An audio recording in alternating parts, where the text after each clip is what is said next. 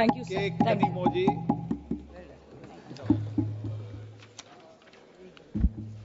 Sir, the opposition parties have been raising a request to discuss Manipur so many times in this house. But today is the day you've chosen.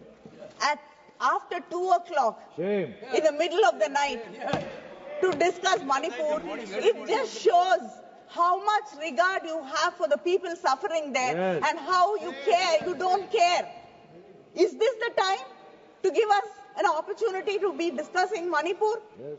So this shows how much this government does not care, disregards. It's an insult. You don't even want to give us time to discuss it properly tomorrow, sir. It is really sad. Hiding from the people. Sir, in Manipur, more than 260 lives have been lost and 67,000 people have been displaced. 5,000 homes have been destroyed. Churches and temples have been vandalized. So when we went to the camps and visited people there was I like to talk about a mother who was waiting every day. When people were there entering the gate, she ran out every day to see if it is her son who is coming back to the camp. Finally, she was giving up. And she said, I hope they at least tell me whether he is alive or dead, so that I can just give up. Because every day I'm waiting desperately for the news whether he is alive or not. Sir, this is not just the case of one woman, one mother. There are thousands of mothers waiting with pain, not knowing whether their children who've been displaced, who they don't know where they are alive or not. This is happening to so many families, but nothing has been done to ensure that peace returns to Manipur. And it is so sad, an elected representative, the chief minister of that state, has been involved in creating more violence, in encouraging violence. Sir, how did the arms, how did guns, how did arms go to the hands of terrorists and protesters there? Isn't this a shame? Who is going to be responsible? Who is going to answer for the lives lost there?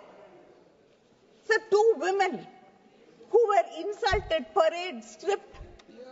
It has put this nation to shame. Yes. Who is going to answer that? We have no answers, and the Home Minister said free movement after President's rule was imposed. Was there an opportunity for peace after that? No. Again, there was bloodshed after he promised free movement. Over 103 people have been injured.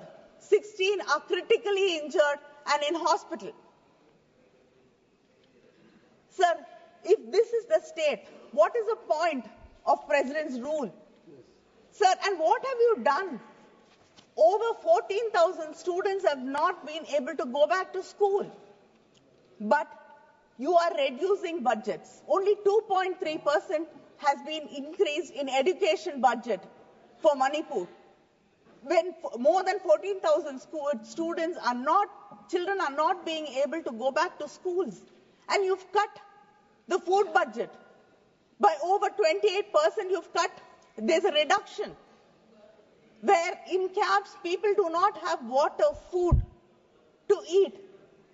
Sir, our Chief Minister has clearly said that we want peace and normalcy to return, but we want an elected government to be returned, and an elected government will ensure a government which will ensure that there is peace and harmony, and a government which will bring people together, not do divisive politics like this government tries to do and divide people. You talked about so much about women in this bill which we passed here.